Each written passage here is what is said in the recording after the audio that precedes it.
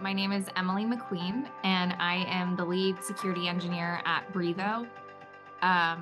We are responsible for securing physical access management systems in the cloud. That system that is opening that door is what Brivo is. I manage a small team of 6, and just kind of supporting all the different components of security. There's the application layer, the corporate side of things, like our making sure that our employees are safe, the infrastructure side of our actual application, and then like operating things, stuff like monitoring our alerts when they come in.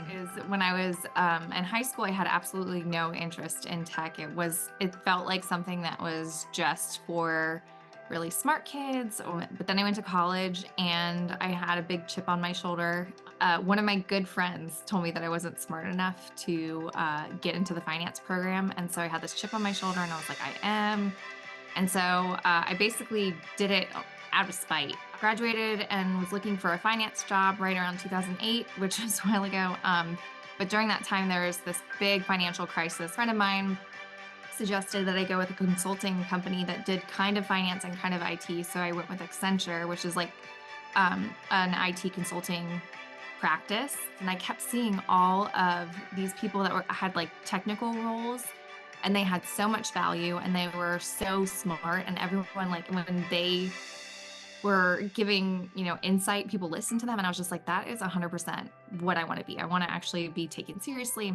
Started really checking out of work, and I found myself looking at these blogs that were like hacker blogs about, and I found an internship at Career Builder, basically to learn like IT security stuff. I went into what's called a security operations center, where it's like when you see in the movies, like they have all those big screens and there's someone in there 24/7 and they're all looking at alerts and monitoring things for different companies or whatever it was. I was doing that for the government for a while, and I was learning a lot about just intrusion detection systems and kind of the capabilities at the time.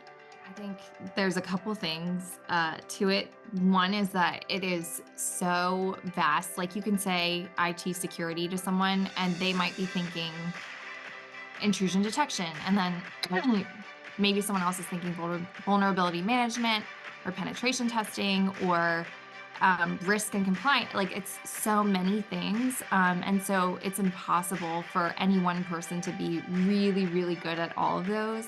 So there's always room for growth, and I like the additional aspect of locking things down. There's like a sense of pride that you can feel when you feel like you've done a good job, and just that kind of work is really rewarding for me.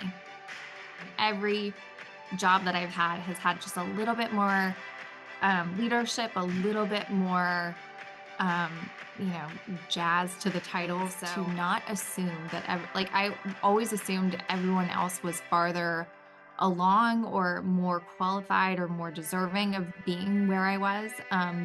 And basically just because I had like no tech experience, but anyone is capable. And just because you don't play video games, all day long doesn't mean that you're less qualified to be in the space. And I felt like I assumed that I had a huge disadvantage. And it turns out the more you learn about something or the more you get to know about other people in the field, you probably are discounting a lot of the talent and, capabilities that you have. So yeah, I would just say, like, don't count yourself out.